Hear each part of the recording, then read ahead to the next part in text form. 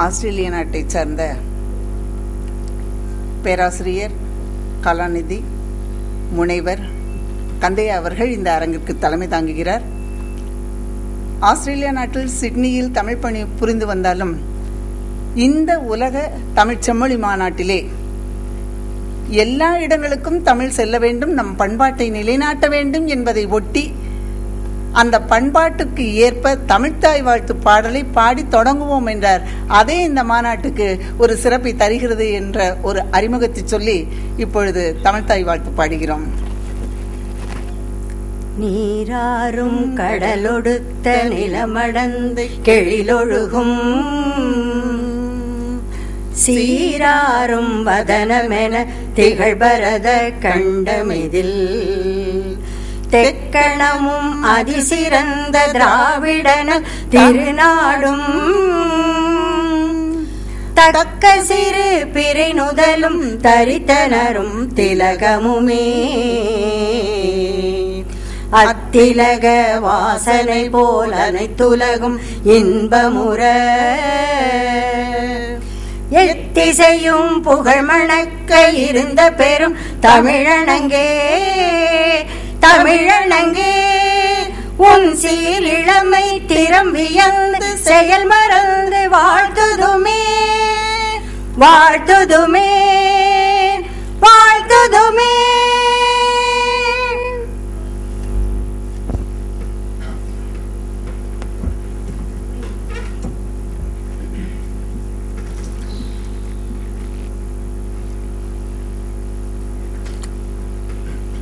பேரன்புமிக்க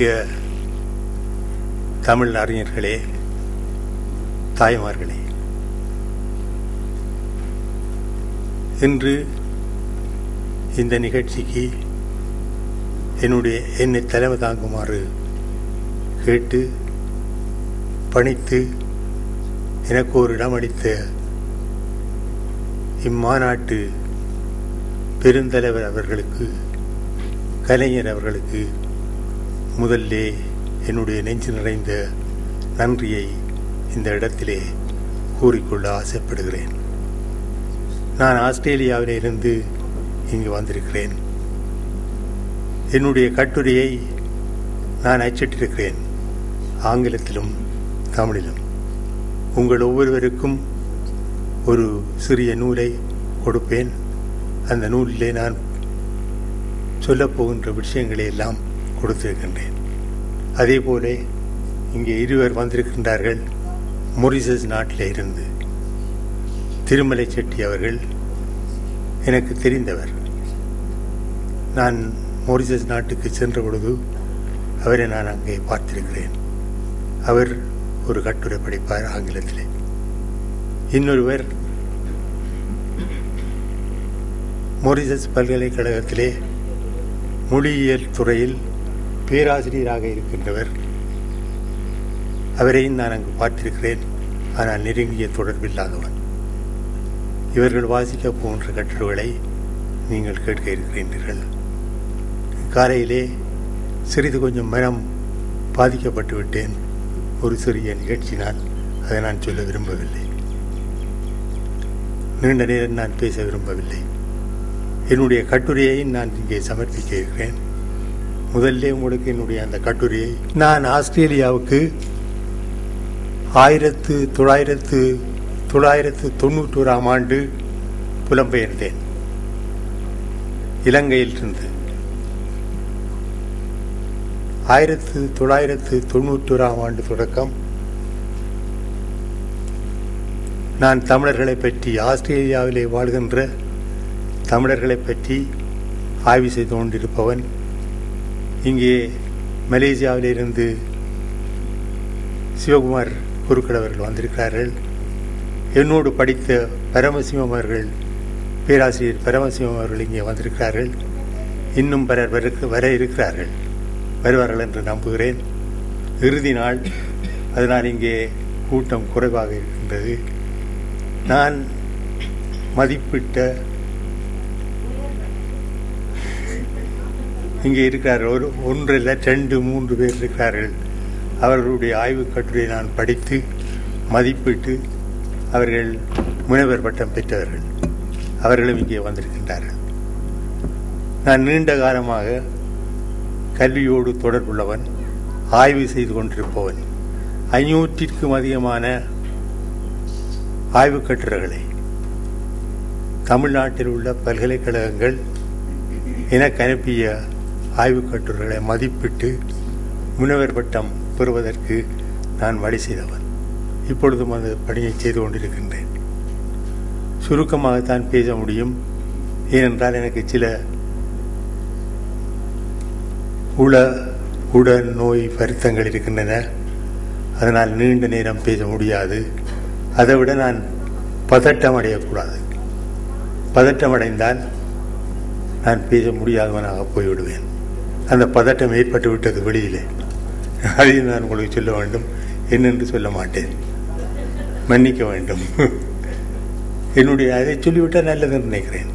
என்னுடைய கட்டுரையை ஒருவர் வாங்கி இந்த அச்சிட்ட நூலை இந்த மாநாட்டுக்கு எதிராக நான் எழுதியிருக்கிறேனோ என்று ஒரு போலீஸ் ஆஃபீஸர் பார்த்தார் என்று எனக்கு சொன்னார்.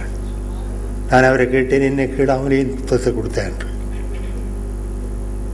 இந்த மாதிரி இருக்கின்றவர்களும் இங்கே இருக்கிறார்கள். போலீஸ் ஆஃபீஸர் எனக்கு தெரியாமல் என்னுடைய நூலை பார்க்க முடியாது. இந்த நூல், இந்த கட்டுரை ஏற்றுக்கொள்ளப்பட்ட ஒரு கட்டுரை. அந்த கட்டுரையைத்தான் நான் எழுதி கொண்டு வந்திருக்கிறேன். நான் இங்கு மாநாட்டிற்கு எதிராக எதுவும் செய்ய இங்கே நான் வரவில்லை. இதை மிகவும் வேதனையோடு நான் சொல்லிக்கொள்ள விரும்புகின்றேன். முதலில் நான் சுருக்கமாக சொல்ல விரும்புகின்றேன்.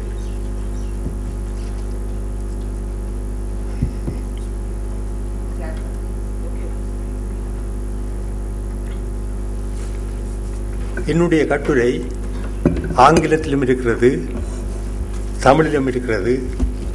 ஆனால் நான் தமிழிலே தான் பேச விரும்புகின்றேன்.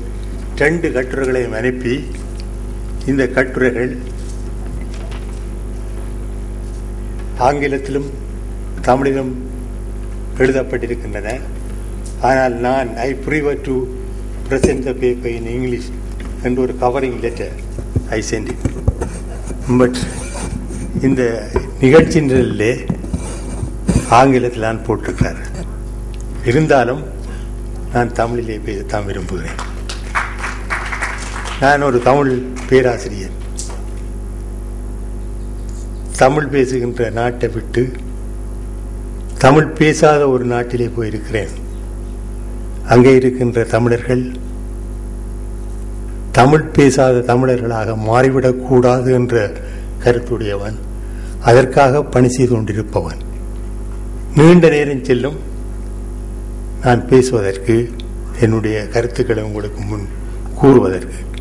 ஆனால் நேரம், குறுகிய நேரம். அந்த குறுகிய நேரத்திலே 2 அன்பர்கள் தங்களுடைய கட்டுரைகளை சமர்ப்பிக்க வேண்டும். ஆகவே நான் நீண்ட நேரம் பேச விரும்பவில்லை. சுருக்கமாக சொல்லி முடிக்கிறேன். இங்கே பாருங்கள், ஆஸ்திரேலியாவில் தமிழரும் தமிழும் என்றுதான் நான் அந்த தலைப்பை கொடுத்திருக்கிறேன். ஆனால் ஆங்கிலத்திலே Tamils and the status of the Tamil language in Australia என்று குறிப்பிட்டிருக்கிறேன். ஆஸ்திரேலியாவுக்கு புலம்பெயர்வது எப்படி என்று என்ன பலர் கேட்கிறார்கள். ஆஸ்திரேலியாவிலே நடக்கின்ற இன வேறுபாடு காரணமாக நடக்கின்ற துன்பங்களை பற்றியும் ஏன் அப்படி நடக்கின்றன என்று பலர் கேட்கின்றார்கள். இந்த இடத்திலே அதை பற்றி நான் சொல்லுவதற்கு நேரமில்லை. ஆகவே அவற்றை பற்றி நான் குறிப்பிட விரும்பவில்லை. இல்லாவிட்டால் அவற்றையெல்லாம் உங்களுக்கு எடுத்து சொல்லி நான் முடியும். நான் ஆஸ்திரேலியாவே